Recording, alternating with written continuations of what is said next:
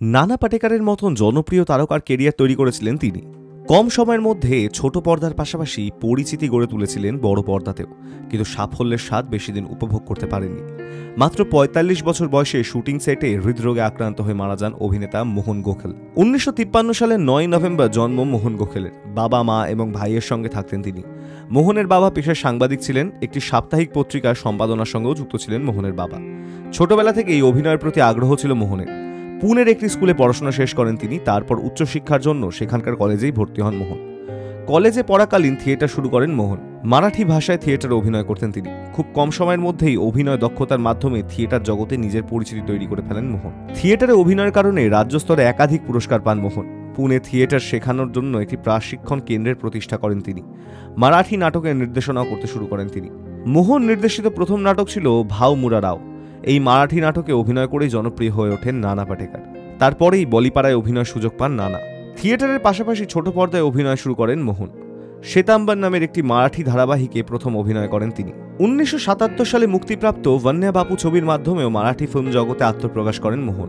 একাধিক মারাঠি এবং গুজরাটি ছবিতে অভিনয় করেন তিনি। ১৯৮০ সালে হিন্দি ফিল্ম জগতে পা রাখেন মোহন। স্পর্শ ছবিতে একটি ছোট চরিত্রে অভিনয় করেন তিনি, কিন্তু তার মধ্যেই বলিপাড়ার ছবি নির্মাতাদের নজর কেড়ে নেন তিনি। স্পর্শ মুক্তির পর একের পর এক হিন্দি ছবিতে অভিনয়ের প্রস্তাব পেতে থাকেন মোহন। আদত সে মজবুর, হোলি, মির্চ মসলা, হিরো হিরালাল এবং আরণ্যকের মতন হিন্দি ছবিতে অভিনয় করতে দেখা যায় তাঁকে।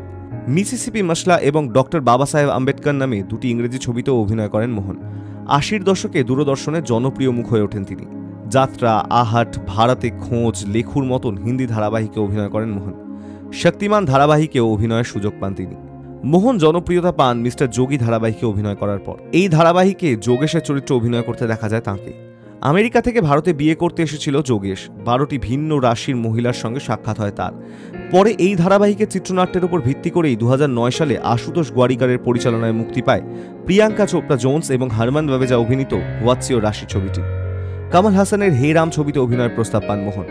বলিপাড়া সূত্রে খবর, এই ছবির শুটিং করতে গিয়ে হৃদরোগে আক্রান্ত হয়ে মারা যান তিনি। মৃত্যুর সময় বয়স ছিল মাত্র ৪৫ বছর। সেই মুহূর্তে আলফ বিডম, জঞ্জির এবং আশীর্বাদ ধারাবাহিকে শুটিং করছিলেন তিনি। মৃত্যুর পর ২০০১ সালে মুক্তিপ্রাপ্ত মোক্ষ ছবিতে শেষ দেখতে পাওয়া যায় মোহনকে।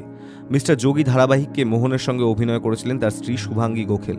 ১৯৮৯ সালে শুভাঙ্গীর সঙ্গে বিয়ে হয় তাঁর। তাদের কন্যা সখী গোখেল বাবা মায়ের পদাঙ্ক অনুসরণ করে অভিনয় নামেন।